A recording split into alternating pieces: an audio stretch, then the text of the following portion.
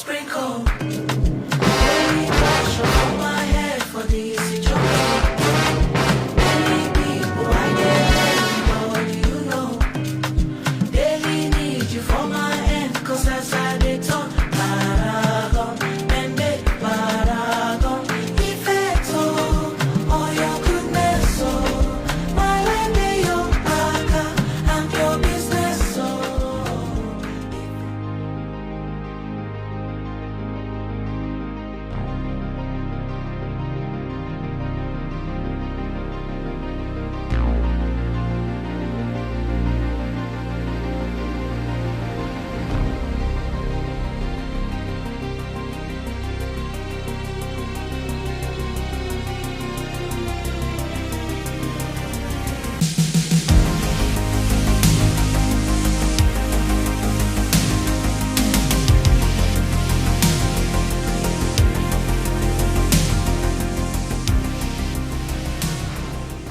It's the 25th of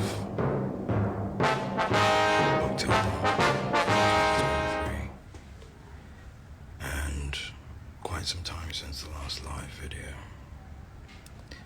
You'd have to excuse the whisper. I'm inside the library, at the British Library, once again. And this is just, I suppose, a small fly on the wall to pinpoint certain updates since the last live edition. As many would know, following the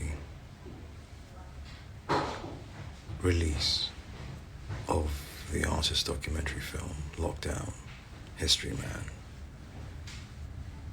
there are a number of ongoing matters that Grunge Studios is attending to. So here we have an update. There has been a response from the Parliamentary Ombudsman, the Parliamentary and Health Service Ombudsman, following the complaint put into them about the Arts Council.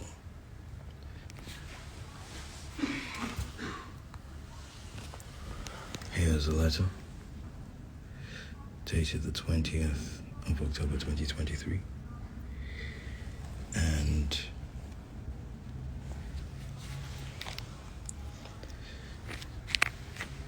it's an interesting read. It confirms that my complaint is valid,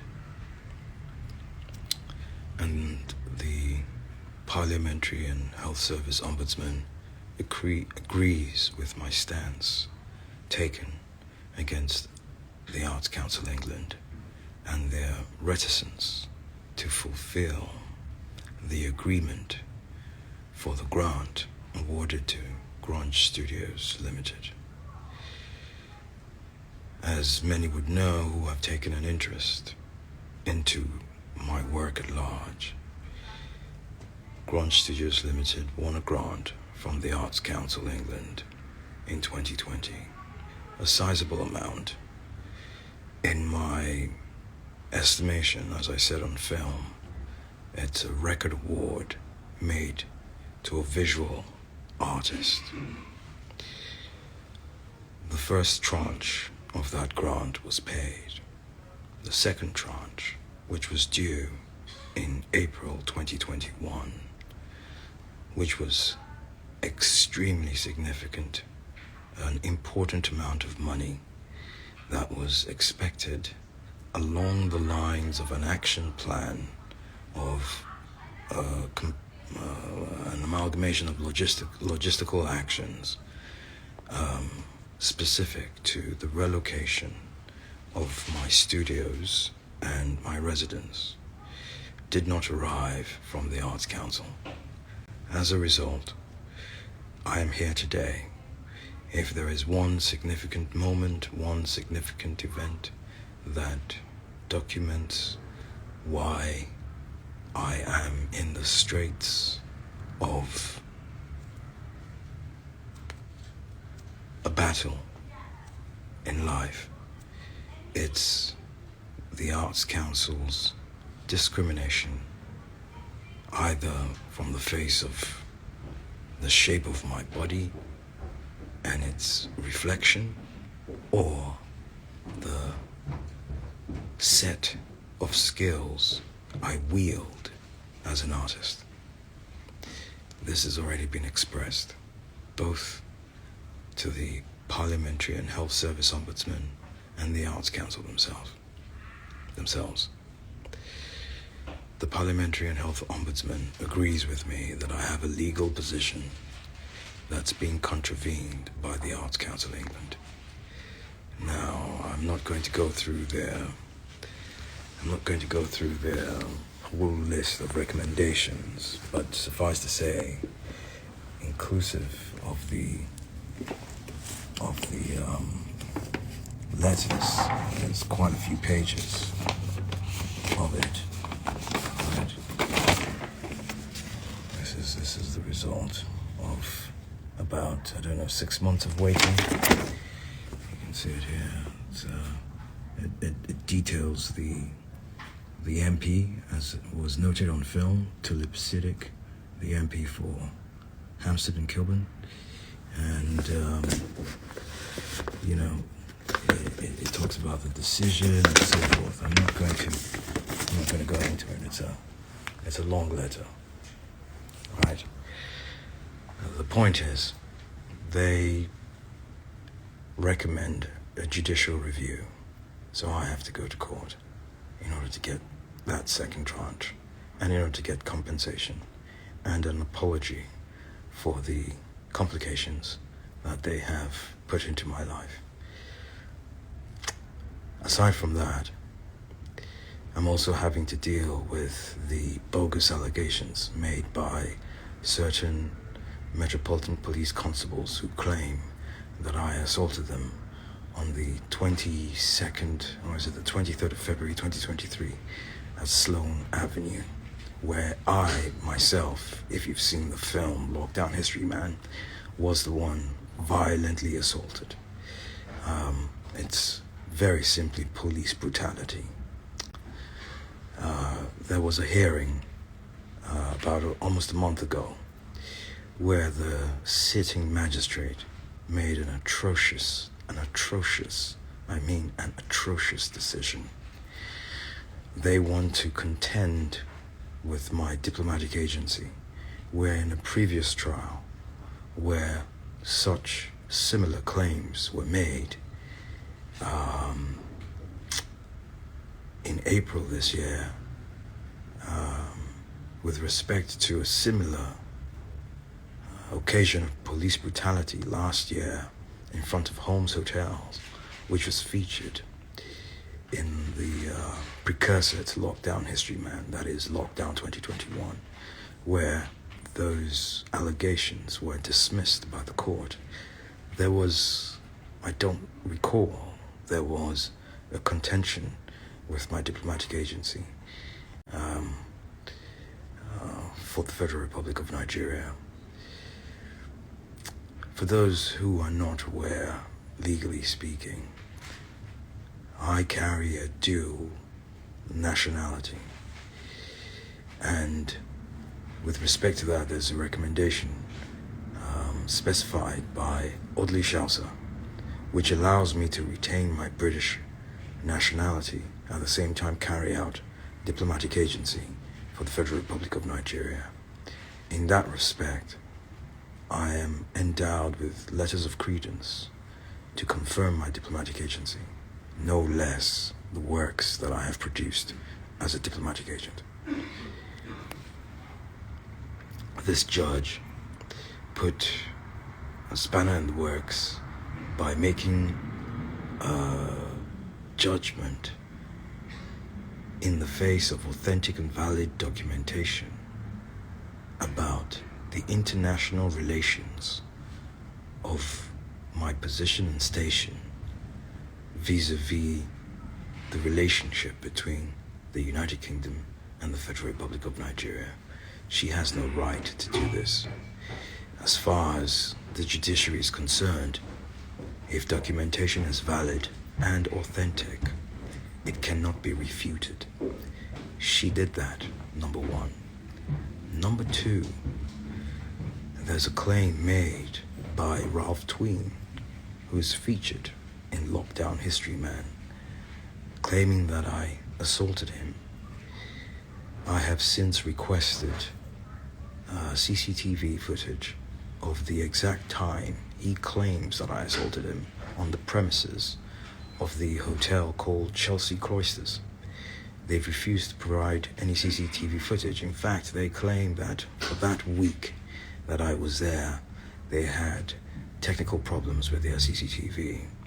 So the only thing that was presented in court was the false statements of Ralph Tween. Now the judge, in her judgment, went on to claim that Ralph Tween presented evidence in support of his statement. There was no evidence there. I was representing myself as a litigating person, and I was present as a diplomatic agent for the Federal Republic of Nigeria, notwithstanding my British nationality as someone who resides in London. And I didn't see any evidence. There was no video evidence, and there was some photographs showed of some reddened skin. And the last time I checked, when a Caucasian blushes, there's a rush of blood into that area of the skin. There were no markings identifiable from the images he presented. In fact, there was a co-counsel, if I could call him that, who questioned the authenticity of those photographs, because those photographs were presented to the police as a confirmation of the alleged assault I had made against him more than 10 days after the incident. And the question put to him was that, why wasn't there a picture taken on the day it is claimed by him that I assaulted him? Nevertheless, a judgment was made and an error was administered. Additionally, the claim that I assaulted the constable concerned, featured on film in Lockdown History Man, was, I don't know how to explain it. You see, assault, common assault, the legal definition of common assault has within it intention or recklessness to cause harm, right? So the judge claimed that I had no intention, but I was reckless in the process of the manifestation of the injury to this constable. Now, if you've seen Lockdown History Man, you will know that I did not make any advance to any of the 5 individuals who heaped themselves upon me and proceeded to manhandle my body violently and egregiously in many different ways. She claims that while this police constable was attempting to put handcuffs upon me, I was reckless and thereby commonly assaulted this constable. I can't compute that. That's another dash to justice, right, in terms of adjudicating this matter. You see, someone being handcuffed is someone that is being disempowered, right? And there is the party in the equation of this process to be handcuffed who is in control of not just the handcuffs, but the situation. Recklessness cannot be apportioned to someone that is having no responsibility. In terms of action and in terms of event, the event was an arrest. the action was to place handcuffs upon someone, namely myself. The way I see it, and the way I believe God sees it, is that the person who has utmost responsibility in that event and sequence of actions is the person with the power. I had no power. I was dragged down a short flight of stairs, and 5 people went about my body, holding my head, pulling my arms, dragging my feet, throwing me down, face down onto the pavement. I was physically disempowered from manipulating the situation. I mean, it's safe to say that I could have turned the situation into my advantage and physically fobbed off those people. But then I wouldn't be acting as a law-abiding citizen. I said to these people, as you would have seen on film, that I am a diplomatic agent. This is what I'm dealing with. The letter from the Parliamentary Ombudsman and bogus claims by the Metropolitan Police, who have proceeded over the past 2 years to try to put waste to my life. A very productive, good, and law-abiding life.